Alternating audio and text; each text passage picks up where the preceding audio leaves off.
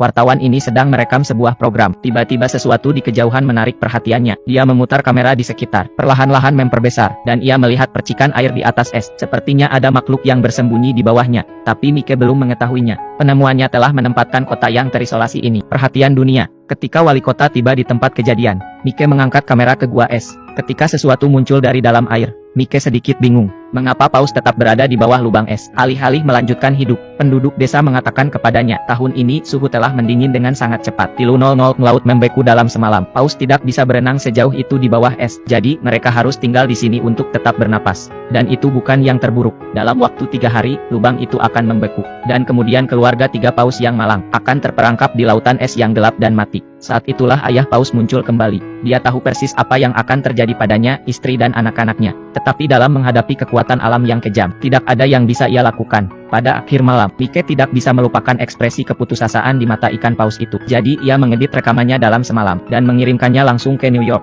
Hari berikutnya, paus itu ada di berita. Kisah ini segera menarik perhatian masyarakat. Tidak lama kemudian, media dikerumuni oleh para jurnalis. Mereka semua ingin menghasilkan uang dari ikan paus. Kamar hotel di kota naik dari genap 0 menjadi 500. Namun, antusiasme mereka tidak surut. Kota perbatasan yang tenang tiba-tiba menjadi hidup. Tetapi sang wali kota tampak sibuk. Paus mungkin telah menjadi berita. Tetapi mereka tidak keluar dari bahaya. Dan tidak semuanya buruk. Penduduk setempat memiliki tradisi membunuh paus. Penduduk desa sudah merencanakan bagian ikan mereka. Wali kota tidak ingin mengambil keuntungan dari ikan. Tetapi penduduk desa harus mencari nafkah. Tidak ada yang bisa dilakukannya. Segera setelah itu, sebuah konferensi pers diadakan di kota. Perwakilan masyarakat adat memperdebatkan kasus mereka. Menekankan bahwa perburuan paus adalah cara hidup mereka. Itu masuk akal dan legal. Ana dari masyarakat hewan tidak mau kalah, bahwa kapal pemecah es sedang dalam perjalanan. Paus-paus itu akan segera dikembalikan ke laut. Mereka berselisih paham. Untuk sementara waktu situasi terhenti. Tiba-tiba, semua orang di ruangan itu menoleh ke belakang. Wali kota berjalan ke pesta peluncuran. Apa yang terjadi selanjutnya? Apa yang terjadi selanjutnya di luar dugaan siapapun. Wali kota meyakinkan para delegasi dalam 5 menit. Mereka sepakat dalam keputusan mereka untuk membantu paus keluar dari perangkapnya. Sekarang Ana bingung. Ada begitu banyak kebisingan. Bagaimana mereka bisa berubah pikiran secara tiba-tiba?